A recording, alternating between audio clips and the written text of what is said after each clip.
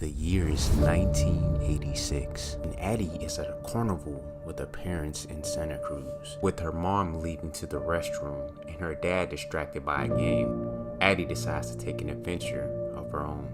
As she's exploring, she starts to notice these slightly unusual things. She ends up on the beach, but in the distance, it's something that catches her eye. Addie explores the funhouse, and the deeper she goes, the stranger it gets. Darkness. Lights shut off. Startled, Addie is ready to leave, but can't find the exit because of the mirrors. This would be the first time she would ever see her doppelganger. Fast forward to the present day. Addie is a lot older and now has a family of her own. Gabe, her husband, and her two kids, Zora and Jason. After hours of travel, the family finally arrives at Addie's childhood home in Santa Cruz. During lunch, Gabe suggests to his family that they should all go to the Santa Cruz beach. Addie refuses to go because she is still secretly dealing with the trauma of what happened to her the last time she was there. When Addie was younger, she needed to go to therapy because whatever she saw that day shook her so bad she couldn't even speak for a while after. After going back and forth, Gabe finally persuaded Addie to go back to the beach. The trip starts off normal and everybody appears to be having a great time. That is, until the family spots an old man who looks like he could be dead. Once the family arrives, they meet up with their friends, Josh, Kitty, and their two twin daughters. Left unattended, Jason decides to go to the restroom by himself. And once he returns, he notices a man in the distance that looks exactly like the one he saw earlier who was dead. Once Addie realizes that Jason is missing, she starts to panic, immediately calling out for him. And when he finally arrives, the family is ready to leave. Back home, Addie decides to open up to Gabe about her past experience with her doppelganger. He's hesitant to believe her. Darkness. As the lights are off, Jason informs his parents that her family is standing outside of their door. Addie calls the police while Gabe goes outside to ask the family to leave. The family just sits there in silence, so Gabe goes back with a baseball bat. Gabe hurries up and runs back into the house and desperately tries to keep his family away from the intruders, but he's unsuccessful. Red is Addie's doppelganger, and she's the only one that can talk. Pluto is Jason's, and he loves fire. Zora's double is a psycho named Umbry, and Gabe's double is a monster named Abraham. Red lets the Wilson family know that they are the Tethereds, a group of people who was stuck living in their shadows the entire life. Red tells her story. While Addie grew up eating good food, Red was forced to eat bloody rabbits. Addie grew up in a loving environment, but where Red grew up was dark and cold. Addie met the love of her life, but Red was forced to be with Abraham because their souls are connected. Red hates Addie's perfect life, so now she's going to replace her. Gabe is the first to be dragged away from his family, and Pluto is forcing Jason to play with fire inside of the closet. Umbry loves seeing the fear on Zora's face, and she wants to hunt her down. Back at the house, Red lets Addie know that her whole family will die. Somehow, Gabe manages to escape from Abraham and takes the boat back to go save his family. Jason realizes that Pluto mirrors his actions, so he tricked him and locked him inside the closet.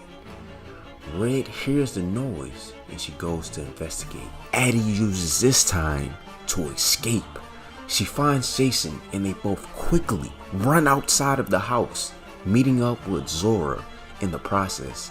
The family sees that Gabe is on the dock and make their way to him. And that is the end of their first encounter with their doppelgangers. It's another normal night at the Taylor family household. Darkness. Kitty tells John that she heard a noise and she wants him to see what it is. Their doppelgangers appear and instantly slaughters the family. After, the Wilsons arrive at their home in search for help, but Addie quickly realizes that this is Josh's double. That hit did nothing. Addie gets dragged inside the house and Gabe distracts the double so the kids can escape. The kids both realize that they need to go save their mom, so they grab their weapon of choice. They make their way upstairs, kills one twin, and then quickly kills the other. While Addie is in the room tied up, Gabe is luring the double onto the boat. He shoots him with the flare gun. Kitty's double is distracted by watching. Zora tries to attack her, but fails. And as she's about to die, Jason hits the double on the head and saves the family. The Wilsons meet up in the kitchen to figure out what's going on. They turn on the news and see that this has been happening throughout the country. So they all decide that it would be best to travel to Mexico. As they're leaving, Umbre appears in the distance. Zora floors it and tries to run her over, but Umbre jumps on it. Zora then stops the car abruptly, sending her flying off of the car where she will be stuck to a tree branch. As the family is driving, Jason's double, Pluto, reappears. Addie gets out to fight him, but Jason quickly realizes that this is a trap because Pluto wants to blow up their car. Knowing that Pluto will mirror his actions, Jason begins to walk backwards, leading him into the fire. Red comes out from hiding and takes away Jason. Addie begins to chase after him and notices the long line of doubles forming on the beach. She then goes back to the funhouse she went to years earlier and finds a door hidden that leads downstairs. The more she goes down, it becomes apparent that this is a place no one was ever supposed to see. Addie finds Red drawing the human chain inside of a classroom. Addie wants to know where Jason is, but Red decides to reveal the secret of the Tether's existence. The government created them as artificial beings, tied to the souls of the people on the surface. They wanted to control them like puppets. However, when the experiment failed, they decided to abandon the Tether underground so that the world would never know about this mistake. Red believes the night her and Addie met was fate because it made the others realize that Red was different. They immediately selected her as their leader. They planned their escape for years because they wanted vengeance. But even more than that, they wanted to make a statement and let the world know that they existed. Red waited years for this moment, and now it's time to finally kill her.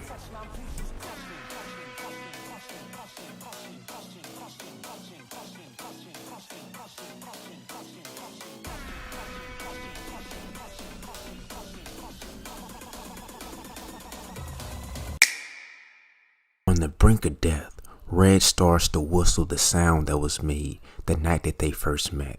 This triggers Addie, and she begins to grunt as she strangles her to death. Addie finds Jason hiding inside of a locker. Then they both go outside and find Gabe and Zora in the ambulance. As Addie drives away, we finally see the full flashback of the night she met Red. Red dragged her body to her room, handcuffed her to her bed, switched her clothes, and took her place in real life. This explains why Red was the only Tether that could speak and why Addie wasn't able to speak after their encounter. The movie ends as Jason and Addie are staring at each other because deep down she knows that he knows. Subscribe for more movie summaries, but most importantly, go out and chase your dreams.